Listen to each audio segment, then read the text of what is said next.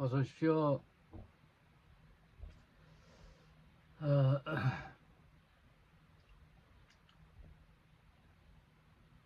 김진구 집사님 어서 오십시오.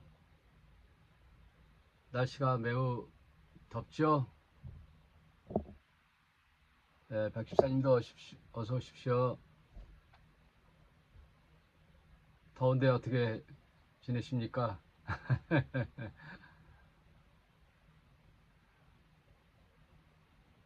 애들 잘 있죠?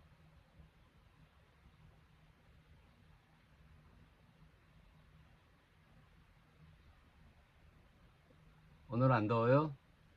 예,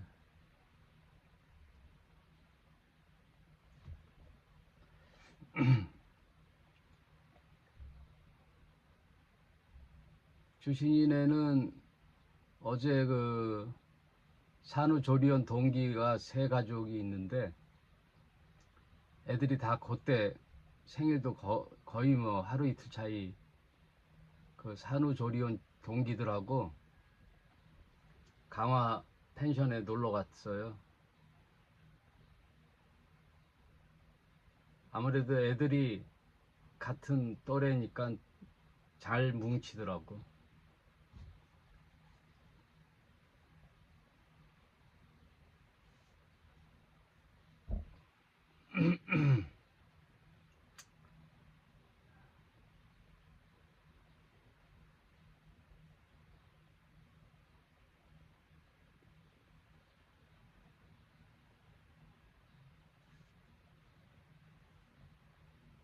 우리 김준구 집사님은 예, 어서 오세요. 박수희 집사님.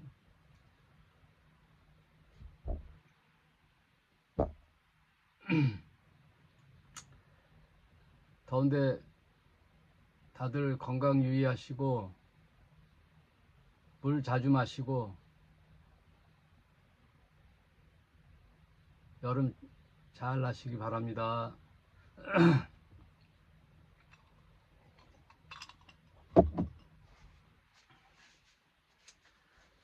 어제는 제가 종로에 미국에서 그 연구하시는 노 교수님이라고,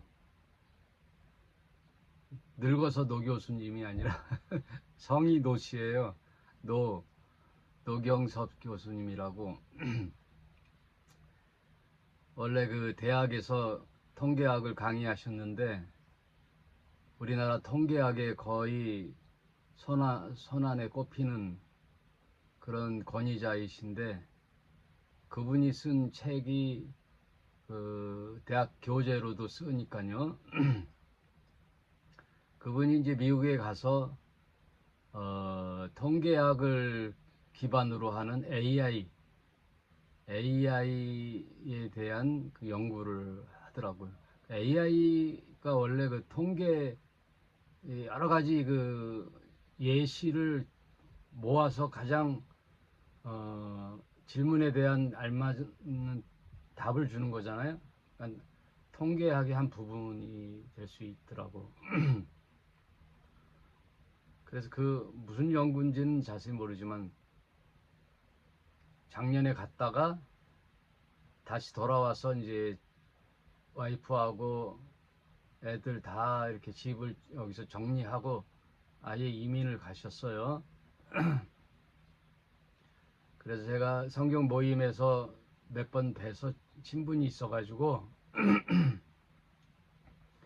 어제 종로에 모였어요.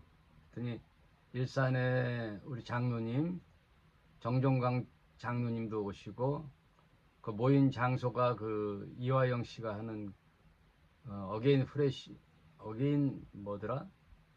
어, 리프레시인가? 어게인 리프레시. 하여튼 그 청년들이, 젊은 친구들이 좋아하는 그 야채 위주로 이렇게 샐러드 바. 거기서 얼마나 오래 있었는지, 장장 6시간을 거기 있고 저녁도 또 인사동 가서 먹고 집에 오니까 11시 반이더라고요. 우리 정철진 집사님 전화했더니 아프다 그래가지고 못 데리고 갔어요.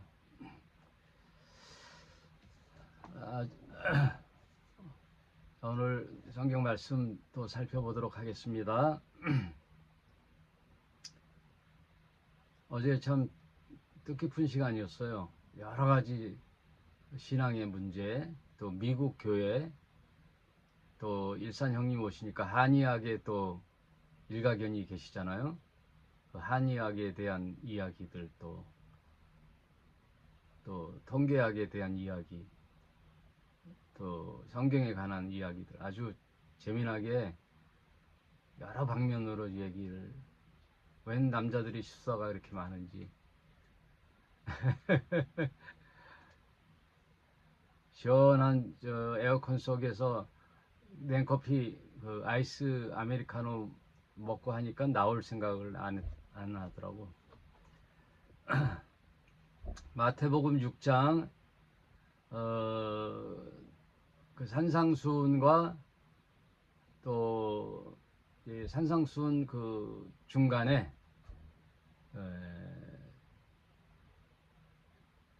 저자의 의도겠죠. 주님 가르쳐 주신 기도, 주기도문을 편집을 했어요. 마태가 산상수훈 5, 6, 7장 속에 사이에 주기도문을 편집을 해서 끼워 넣었는데, 제가 봐도 주기도문이 아마 예수님의 사상, 예수님의 가르침 중에 엑기스다. 완전히 그 예수님의 사상 또는 가르침의 요점, 집약해 놨다 해도 과언이 아니죠. 그래서 제가 이 말씀을 준비하는 가운데 가만히 생각해 보니까 저나 여러분이 알 수 없잖아요. 성경의 또 이해 또는 믿음의 깊이, 이런 것들을 잘 모르잖아요. 외모로. 또 대화에도 해보면 어렴풋이 아는데, 가장 두드러지게 알 수 있는 부분은 기도를 해보면 알아요. 기도. 그래서 회중이 모였던 예배 중이라든지 몇 명이 모여서 하든 뭐 기도 부탁한다 그래서 누가 기도하잖아요. 그럼 그 사람의 기도 속에 그 사람의 믿음의 정도, 또 뭘 지향하고 있는지, 무슨 생각으로 믿음 생활을 하는지, 또 중요시 여기는 게 뭔지, 이런 것들이 대략, 다는 아니더라도 대략 딱 나와요. 기도 들어보면.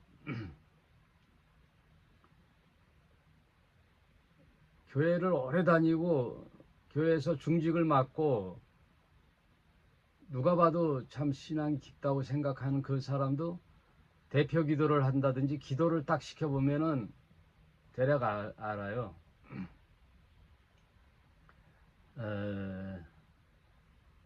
그래서 오늘 지난 시간에는 19절 봤죠? 너희를 위하여 보물을 땅에 쌓아두지 마라. 거기는 도적이 있어서 좀이나 동록이 나고 구멍을 뚫어 도적질 해간다 그러죠. 이 세상에는 도적이 있다고요. 도적.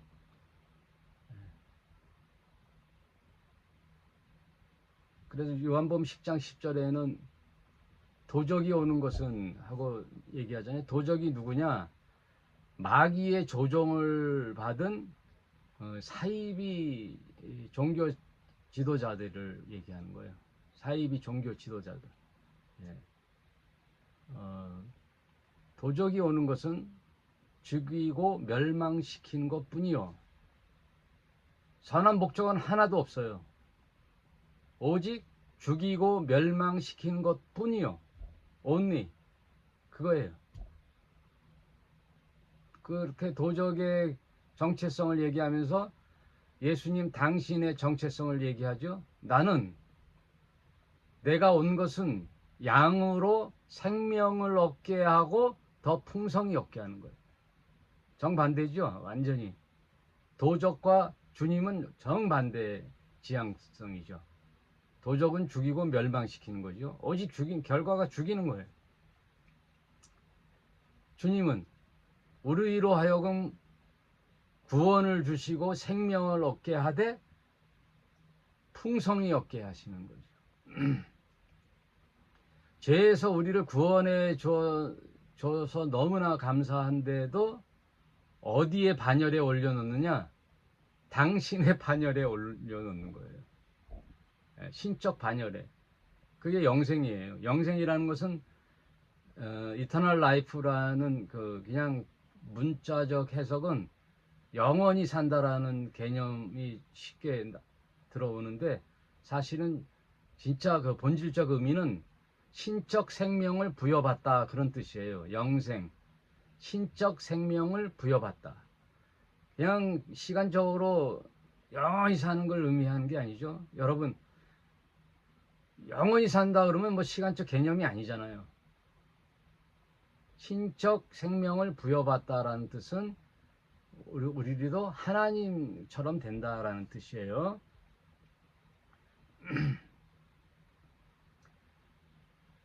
그래서 그 도적들은 이 세상에서 그 보물을 좀이 나게 하고 동록이 나게 하고 또 구멍을 뚫어 도적질 해 가지만, 그 보물을 하늘에 쌓아두면 누구도 도적도 도적질 하지 못하느니라.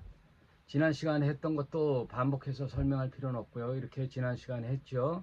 그러면서 이어서 계속 나오는데, 먼저 결과적으로 33절에 결론이 나오지요. 그 결론을 얘기하고 한번 뭐에 대한 결론인지 얘기 한번 해볼게요. 33절에 그러므로 너희는 먼저 그의 나라와 그의 의를 구하라. 그리하면 이 모든 것을 너에게 더하시리라. 이 모든 것은 아마 그 앞절에 있는 여러 가지 이야기들을 얘기하겠죠. 이 세상에 살면서 우리가 구하고 있는 것들, 취하고 있는 것들에 대한 것들이겠죠. 그러면서 22절에 한번 살펴볼게요. 21절부터 내 보물이 있는 곳에는 내 마음도 있느니라. 즉 마음의 상태에 대한 이야기를 쭉 하는 거예요. 제가 읽어보니까 마음의 상태에 관한 이야기. 눈은 몸의 등불이니 그러므로 내 눈이 성하면 온몸이 밝을 것이요 눈이 나쁘면 온몸이 어두울 것이니 그러므로 내게 있는 빛이 어두우면 그 어두움이 얼마나 하겠느냐. 그래서 우리 육체 중에 가장 중요한 부분이 눈이죠. 눈으로 보면 판단을 하고 인식을 하고. 그래서 눈이라고는 했지만 아마 이건 마음을 뜻하는 거예요. 마음.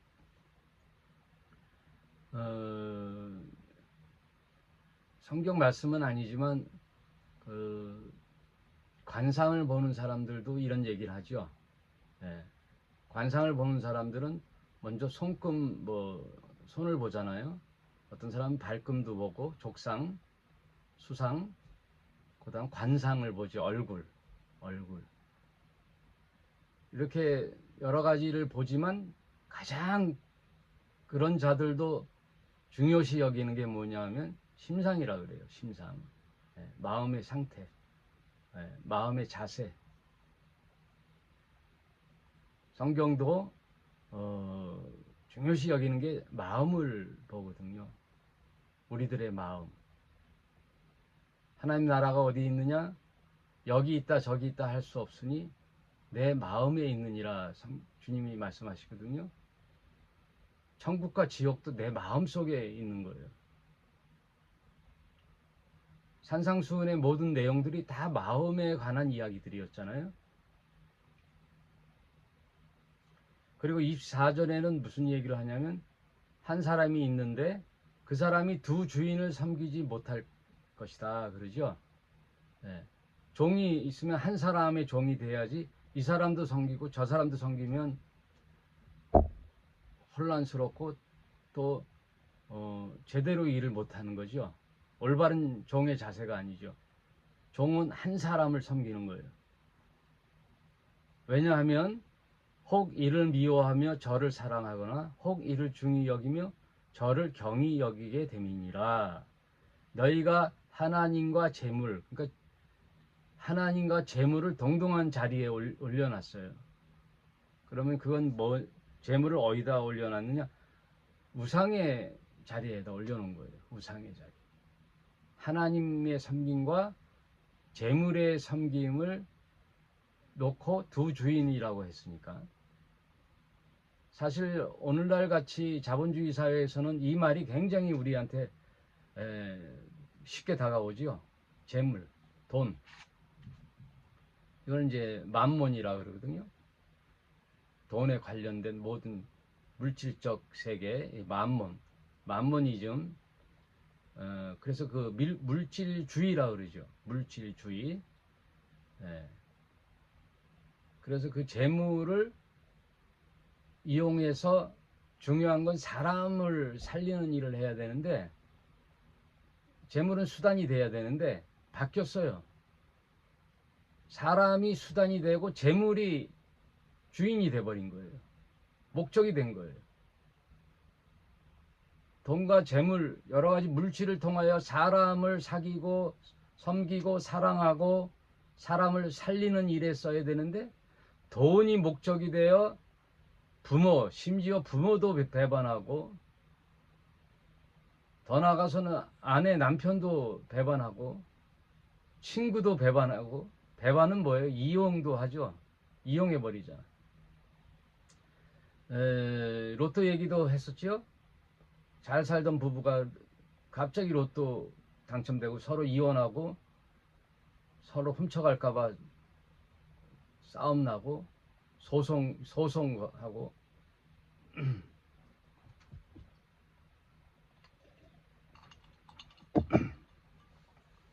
제 가까운 사람의 이야기인데 대학 때 같이 룸메이트로 살았대요. 왜냐하면 학교가 저 지방대학이라든지 멀면은 기숙사 생활은 힘들고 방을 하나 얻어서 방세가 세니까 나누잖아요. 만약에 30만 원이면 15만 원, 15만 원 하고 부식은 누구는 뭘 준비하고 이렇게 나눠서 이제 생활비를 절감하잖아요. 그러면 같은 공간에서 같이 대학 생활을 하다 보니까 굉장히 가깝잖아요. 또 가까우니까 이제 그렇게 했고 그러다 보니까 서로를 너무 잘하는 거예요. 남자친구 이야기, 부모 이야기, 재산 상태, 심리 상태 이걸 너무 잘하는데 졸업하고 나서 이제는 이제 각자 취업하고 이렇게 살다 보니까 소원해졌는데 한 친구가 악한 마음을 가진 거예요. 안 풀리다 보니까 옛날 친구 생각이 딱 나는 거예요. 아, 얘가 뭐뭐 비밀이 있지? 그리고 돈 좀 있지? 해서 얘를 이용해서 개인정보 탈취를 하고 가스라이팅을 하는 거예요. 괴롭히고요. 협박을 하고 너 비밀 내가 다 공개한다 막 하니까 그것도 괴로운데 실질 정말 괴로운 거는 그 친구에 대한 배신. 너무나 힘들죠. 정말 친하게 지냈던 친구가 배신 때릴 때의 괴로움. 그게 뭐예요? 돈이 목적인 거예요. 돈 때문에. 지금 대한민국의 사건, 사고, 뉴스 이게 거의 90% 이상이 돈이에요. 가족 불화? 근본적으로 돈이에요. 돈. 지금 대한민국의 문제? 돈이잖아요. 먹고 사는 문제. 지금 미국과의 관세 정쟁, 오늘 아침에 뉴스에 나왔던데 25% 때리잖아요. 엄청난 지금 위기에 있어요. 위기에. 이게 다 뭐냐? 자본주의의 폐해거든요. 만몬이즘, 약육 강식이에요. 정글. 약하면 다 잡혀 먹는 거예요. 그리고 예전처럼 뭐 세계 평화 이런 거 없어요.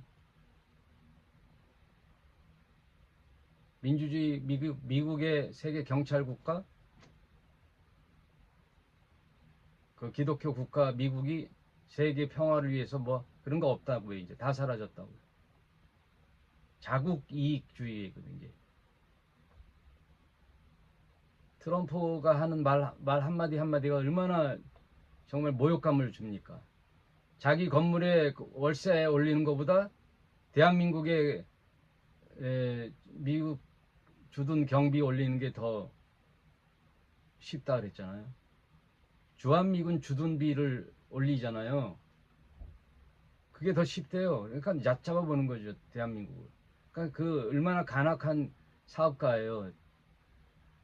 다 그런 말 한마디 던지고 나서 협상을 하는 거예요.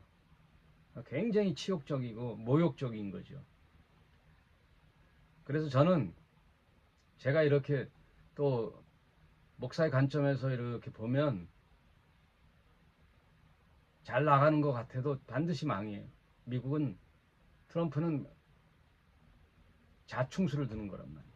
항상 적을 만드는 거예요. 정말 지혜로운 사람은요, 평화로운 가운데 자신의 이득을 취하는 거지, 상대방을 모욕을 주고 강압을 주고 착취하듯이 빼앗으면요, 반드시 그것 때문에 망하거든요. 그래서 철은 꺾여요. 강함은 온유함을 못 견디는 거예요. 못 이긴다는 거예요. 그러면 총알은 벽을 뚫어요. 철판도 뚫어요. 그런데 뭘 못 뚫느냐? 솜뭉치는 못 뚫어요. 여러분, 솜뭉치 몇 겁을 둔 이불을 총알이 못 뚫는다니까. 그거 얼마나 부드러워요. 근데 총알이 철판을 뚫는다니까요.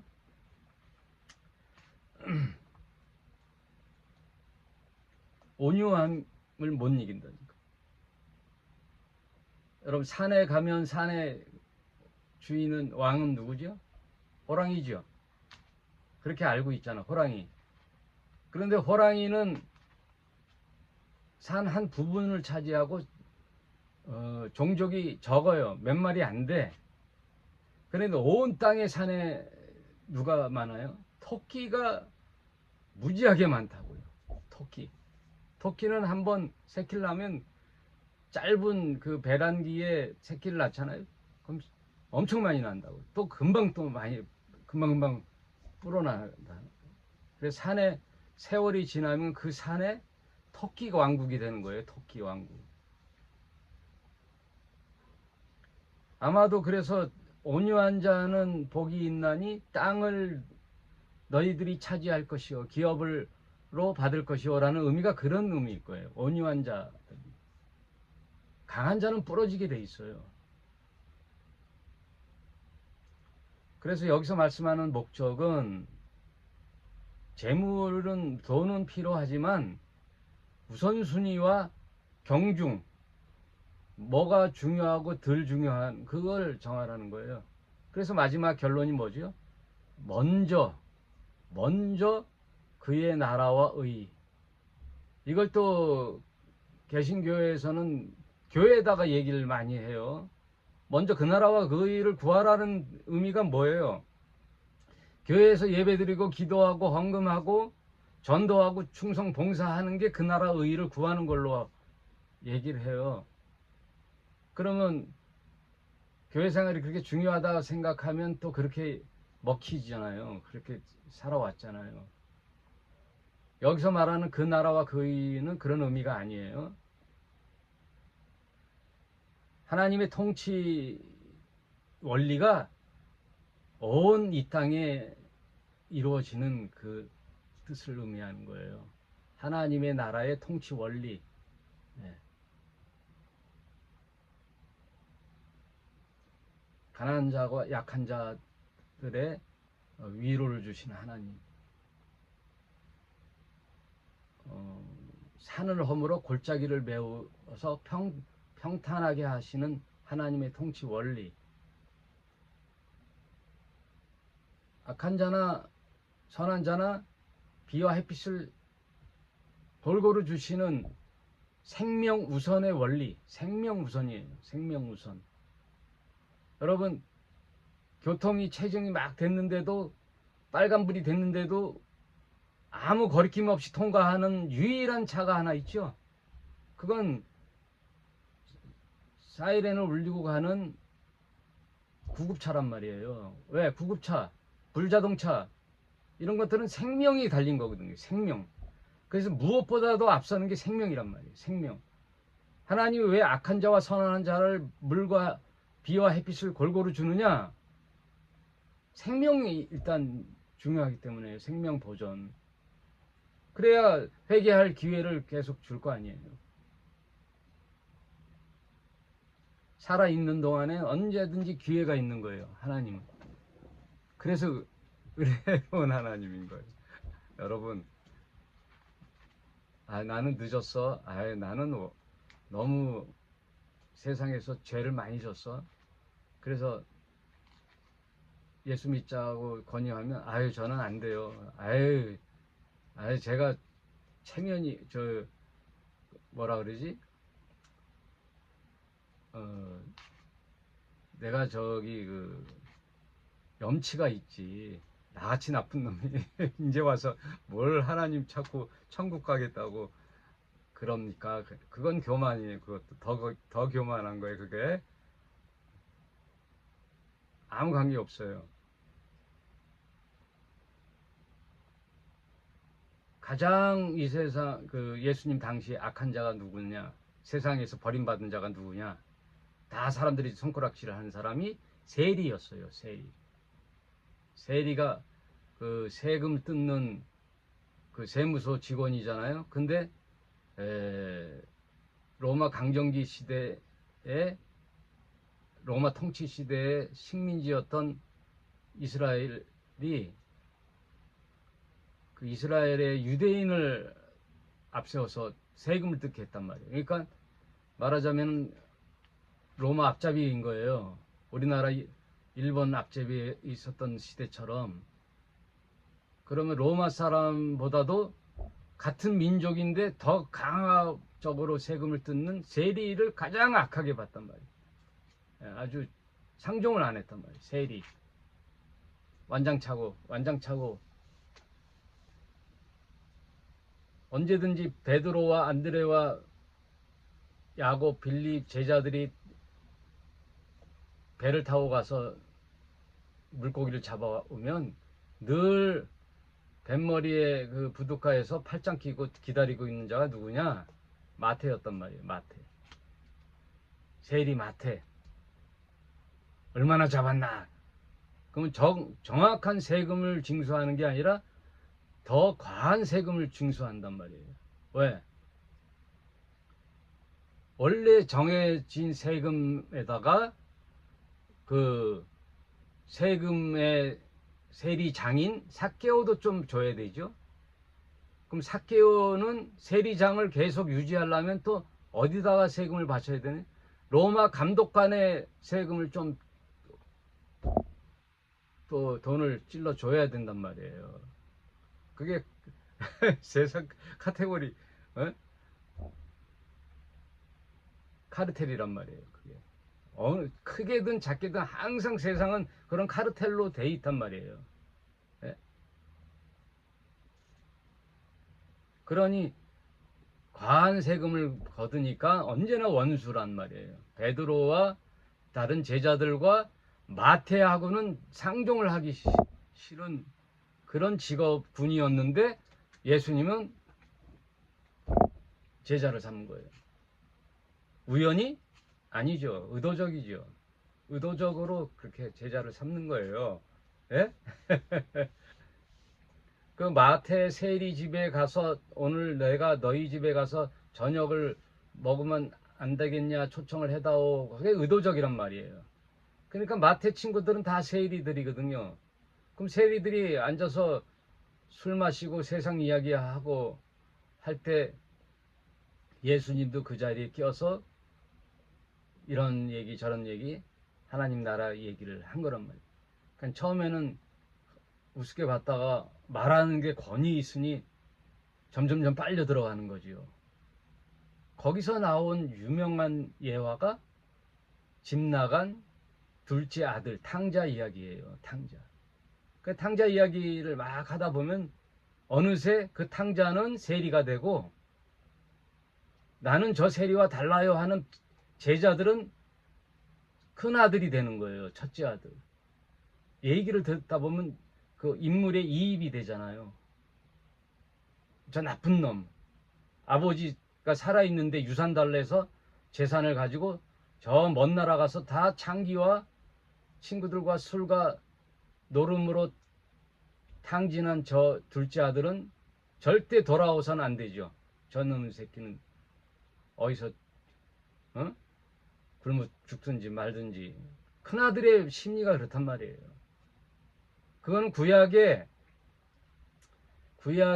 그 누구죠? 그 구약의 고래 뱃속 큰 물고기 뱃속에 들어간 게 누구죠?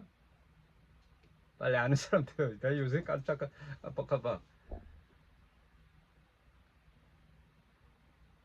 요나 이야기. 요나가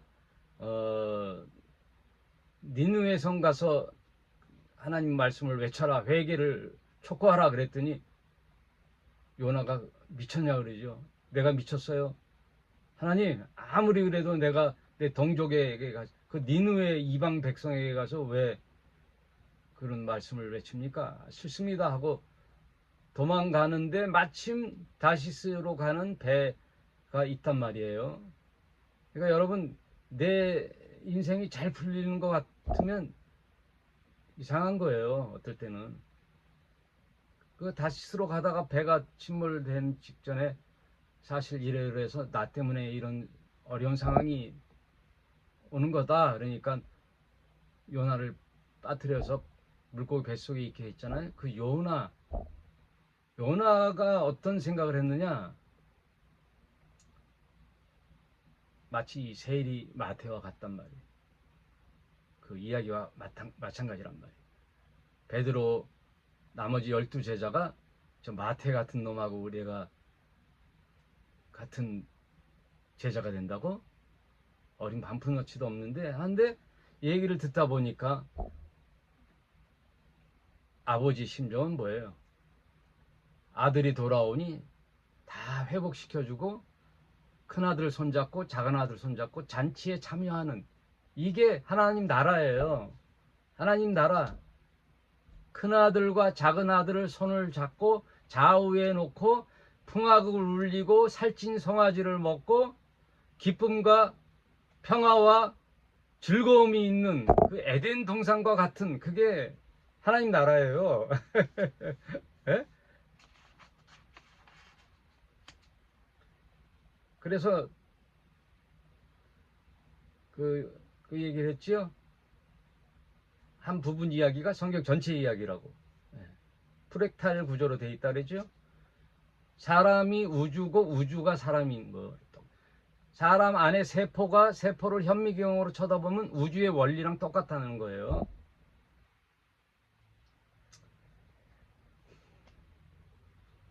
자꾸만 곁길로 가지 말라 그랬는데 우리 박 집사님이 저기 어제 무슨 얘기가 나왔냐면은 이화영 씨가 이런 얘기를 했어요.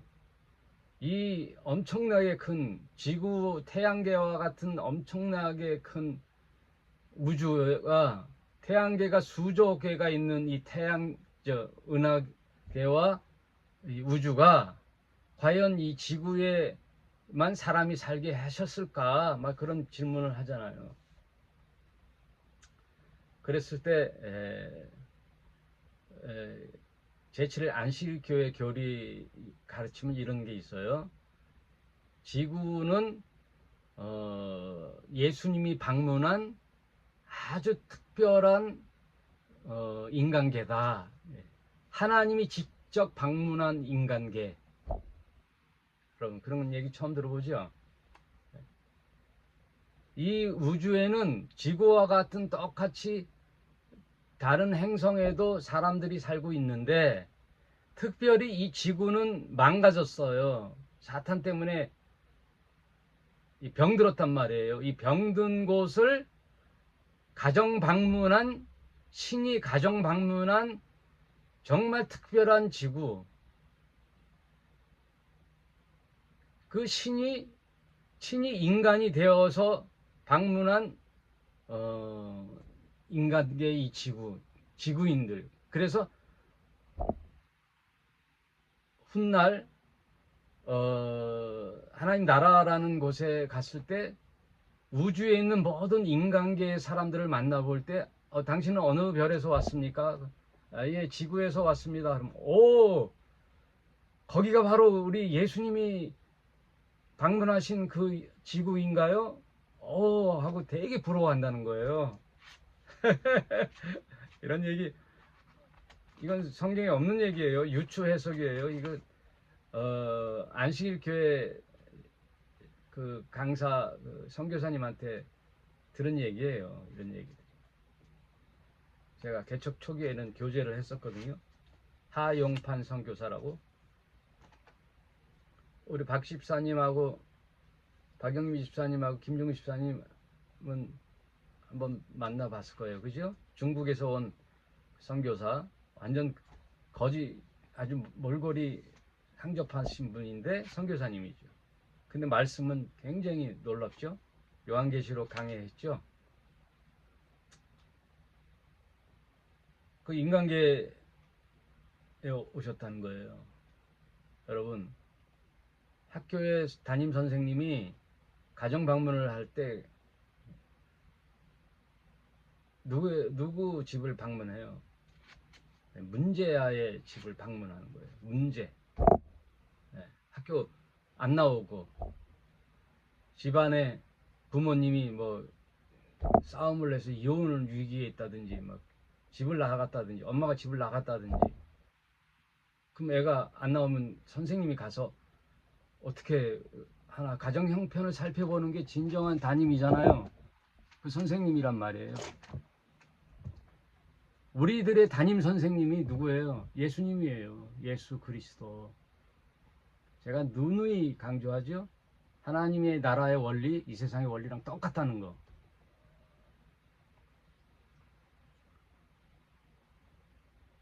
그래서 그 우주 얘기를 하는, 그래서 다른 태양계에 우리 지구, 그러니까 말하자면은 사탄이 배려놓지 않는 온전한 에덴 동산이 있는 그런 인간계가 또 있다라는 거예요.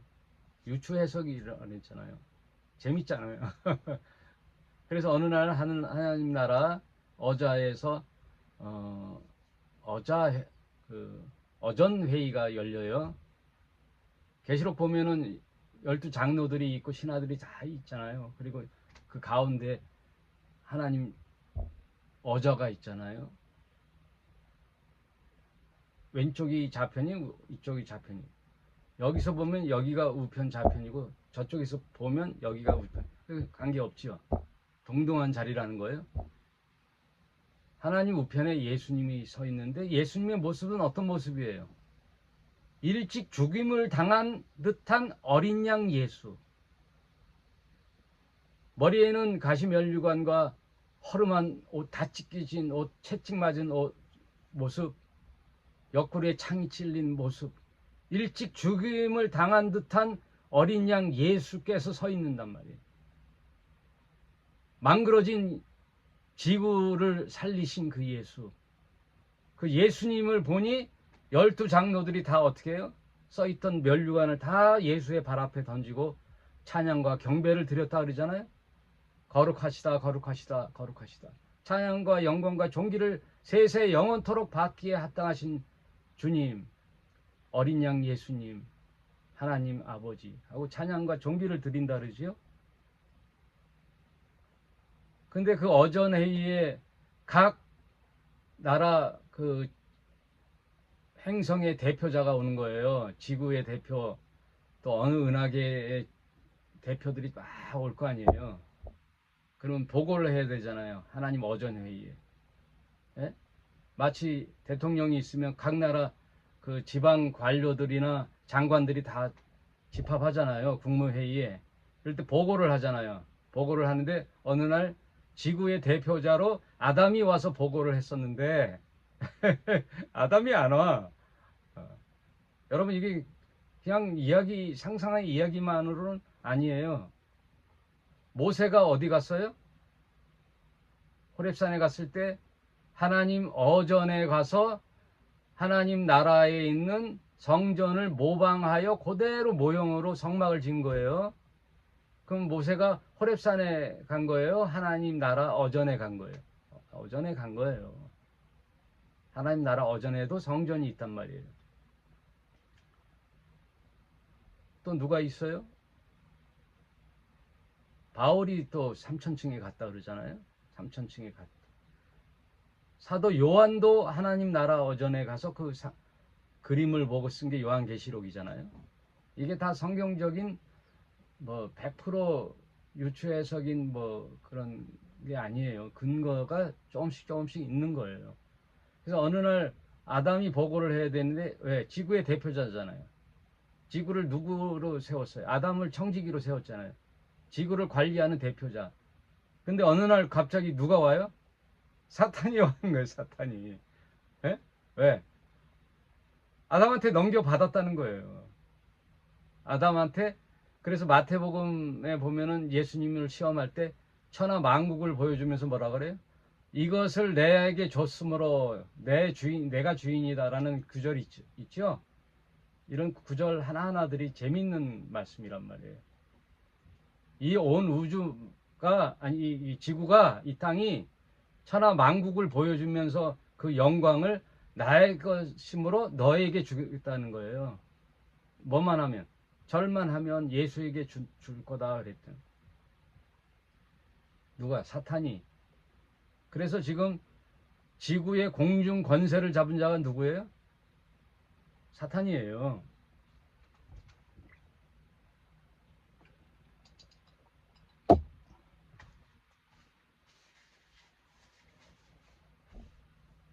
그렇게 하나님 깜짝 놀라면서 어떻게 된 거냐 그랬더니 예, 아담이 저에게 무릎 꿇었습니다. 이렇게 된 거예요.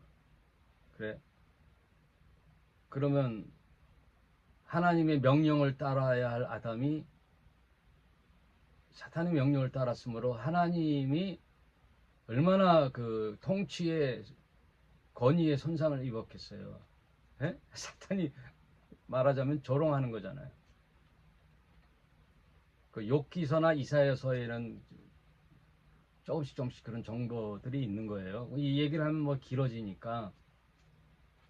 그래서 그 병든 지구에 하나님의 아들이 이 땅에 내려오시는 분이 예수 그리스도시다.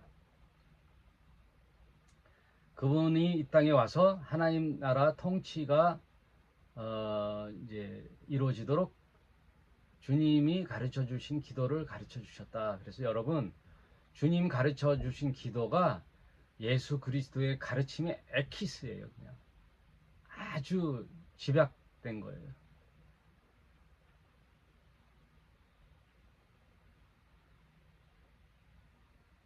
그러므로 여러분 이 주님이 가르쳐 주신 기도에 제가 톡방에 글도 하나 썼지만 거기에 무슨 이스라엘이 있습니까? 율법이 있습니까? 예? 헌금 내용이 있어요. 뭐가 있어요? 거기 종말이 있어요. 없죠?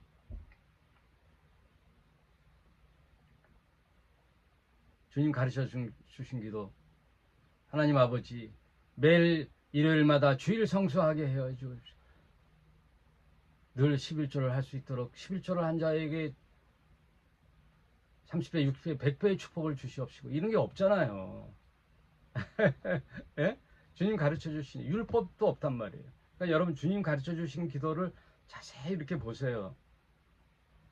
하늘에 계신 우리 아버지, 그러니까 하늘에 계신 아버지는 어떤 분이냐? 전능하신 창조주 하나님이란 뜻이에요. 하늘이란 Almighty, 이게 하늘이란 뜻이에요. 하늘. 그 하나님이 하늘에 계신데 누구라고요? 우리들의 아버지. 아주 생명 관계, 혈육 관계. 아버지, 당신의 이름이 거룩히 여기시며 당신의 이름이 영광과 빛나시며 거룩히 여김을 받으시오며 뜻이 하늘에서 이루어진 것 같이 땅에서도 이루어지이다. 이게 예수님이 이 땅에 오신 궁극적인 목적이죠. 하나님 통치가 이 땅에 임하시는, 인간 임금이 다스리는 나라, 힘이 세다고 막무가내 그냥 제국주의를 일삼는 그 트럼프와 같은 그런 나라 말고, 그런 세상 말고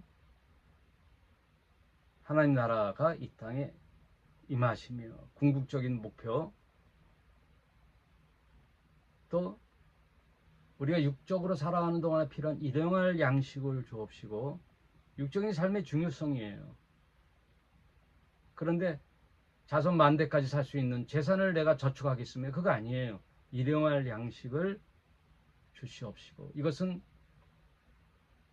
당신의 도움 없이는 살 수 없는 존재임을 늘 겸손한 자세로 일용할 양식을 구하는 거예요. 여러분, 지금 내 재산이 1000억, 2000억, 1조, 2조 있다라고 자만하는 자들은요, 하나님이 그날 밤에 너의 생명을 걷어가겠다 그러면 어떻게 된다 그랬죠? 그 많은 창고의 재산이 누구 것이 되겠느냐, 이 어리석은 자야, 그러잖아요. 재산 많다고 타워팰리스에 산다고, 강남에 뭐 30억, 40억, 50억 아파트에 산다고, 교만한 자들이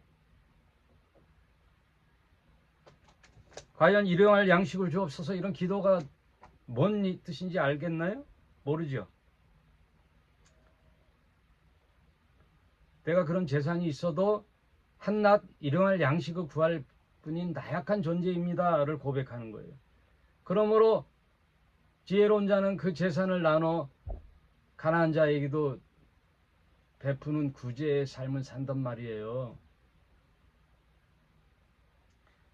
내 재산 다 바치란 뜻이 아니잖아요. 대문 앞 거지 나사로를 살리라는 뜻 아니에요. 그 마을에 있는 모든 가난한 자를 네가 구제하라, 그게 아니잖아요. 가난한 임금도 구제를 못한다고 그랬으니, 늘 눈에 밟히는 가난한 거지 나사로 한 사람은 케어할 수 있는 기본으로 살아라, 이거예요.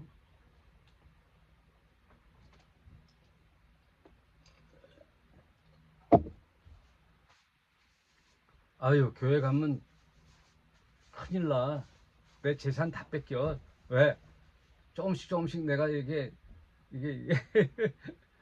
설득돼. 에? 세뇌. 그러니까 아예 교회를 가지 말아야 돼, 이렇게 얘기들 하잖아요.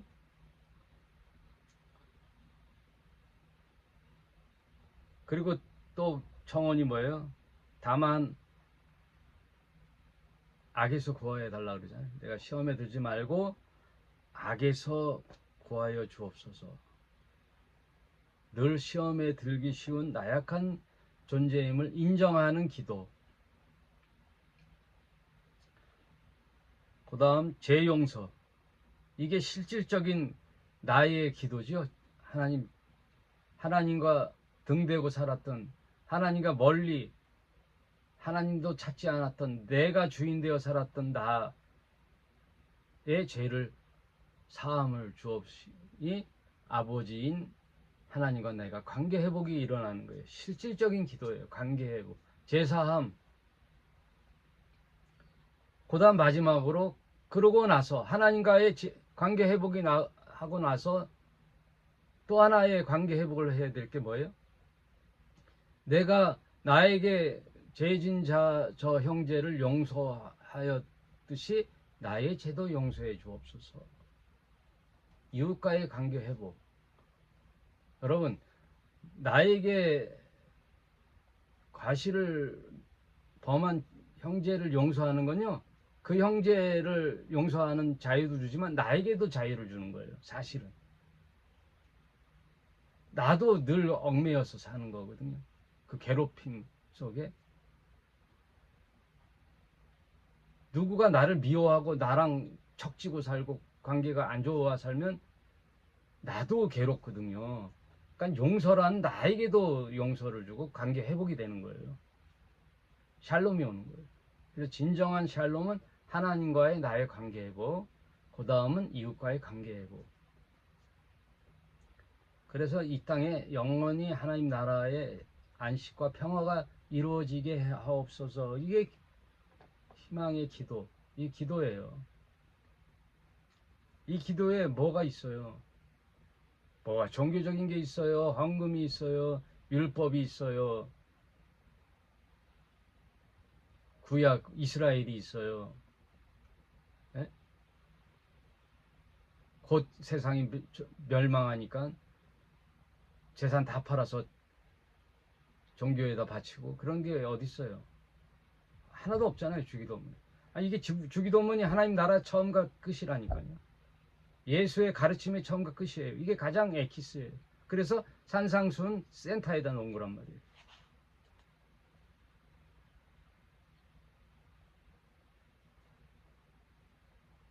그러면 이 땅에 이 하나님 나라가 이루어지도록 살아야 한 우리 신자는 가장 먼저 해야 될 게 나의 이제 자유예요. 먼저 가장 나의 자유, 제3 자유를 얻은 나는 가장 소단위의 공동체가 우리 가족이죠. 가족의 평화가 일어나야 된다는 거예요. 가장 먼저 가족의 평화, 그 다음 내 형제, 친족들, 그리고 믿는 자들이 모여있는 공동체에 모여서 서로 하나님 나라를 확장하는 일에, 선한 일을 하는 일에, 내가 개인이 하는 것은 일만 할 수 있어요. 그러나 모여서 하면요, 이게 배가 돼요. 그래서 예수님의 원리에는 30배, 60배, 100배라는 것은 뭐예요? 손실된 씨앗의 회복이에요. 여러분, 농부가 씨를 뿌리는데 어떤 길가에 떨어지고 어떤 돌짝밭에 떨어지고 어떨 때는 가시밭에 떨어진다 그러죠. 그러면 씨앗의 손실이잖아요. 그런데 옥토에 떨어지면 그 손실을 회복하는 30배, 60배, 100배의 열매가 열리게 하는 게 하나님 나라 원리예요. 여러분, 나 혼자는 요만한 열매인데 너가 합쳐면요 제 3의 열매가 맺혀요. 엄청난 열매가 맺혀요. 여러분, 공동체의 유익을 위해서 애쓰는 사람들은요 엄청난 인생의 풍요로운 풍성한 열매를 맺게 돼요. 그건 하나님의 약속이에요. 하나님의 약속. 여러분, 뚱뚱한 사람이 다이어트를 합니까? 운동을 합니까? 안 해도 될 사람이 운동합니까? 안 해도 될 사람이 더 열심히 하는 거예요. 예? 그래서 있는 자에겐 더 있게 하고 없는 자는 있는 것까지 뺏게 한다는 그 원리가 그런 원리예요. 예? 도적은 죽이고 멸망시키는 것뿐이요, 나는 양으로 생명을 얻되 더 풍성히 얻게 하는 거예요. 먼저 그 나라와 그 의를 구하잖아요. 내 삶이 더 풍요로워지는 거예요. 내 걸 나눠서 쓸면은 없어질 것 같지요? 아니에요. 더 풍성해지는 거예요. 그게 하나님 나라 원리예요. 절대 굶어 죽지 않아요. 공중에 나는 새를 보라. 심지도 않고 거두지도 않고 창고에 모아 들이지도 아니하되 너희 천부께서 기르시나니 너희는 이것보다 귀하지 아니하냐. 너희 중에 누가 염려함으로 그 키를 한 자나 더할 수 있겠느냐. 그래서 신앙생활에 가장 방해되는 게 염려예요. 걱정, 염려. 그 뭐에 대한 염려냐? 재리에 대한 염려예요. 돈. 그래서 씨앗을 뿌리는 것에 보면은 땅에서 새싹이 나서 막 줄기가 뻗는데 뭐가 방해한다 그랬죠? 가시와 엉겅퀴가 막 방해를 한다 그랬죠? 그랬더니 주님이 그 가시와 엉겅퀴 뭐라 그랬죠? 이 세상 재물에 대한 염려와 걱정이구나 그랬거든요. 그죠 여러분? 저도 마찬가지고 가만 보면 다 돈이 걱정이야. 돈 걱정. 돈 걱정. 아이고 우리 애들 아직 결혼도 안 했는데 결혼시켜야지. 그럼 얼마 있어야지. 노후에는 또 직장이 없어질 텐데 어떡하지? 먹고 살아야지 어떡하지? 그거 다 걱정한단 말이에요. 대비하는 거하고 염려하고는 달라요. 여러분 대비는 하셔야 돼요. 근데 염려는 하지 마세요. 염려는 걱정하고 막 그럼 나를 그 가시가 나를 찌르는 거예요.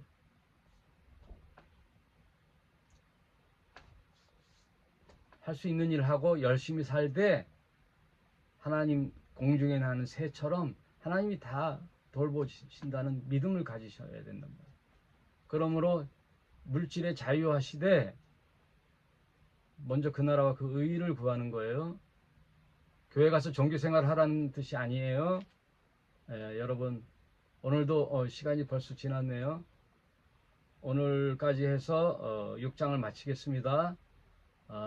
염려하지 마시고 다음 대하면서 하나님께서 함께 하신다.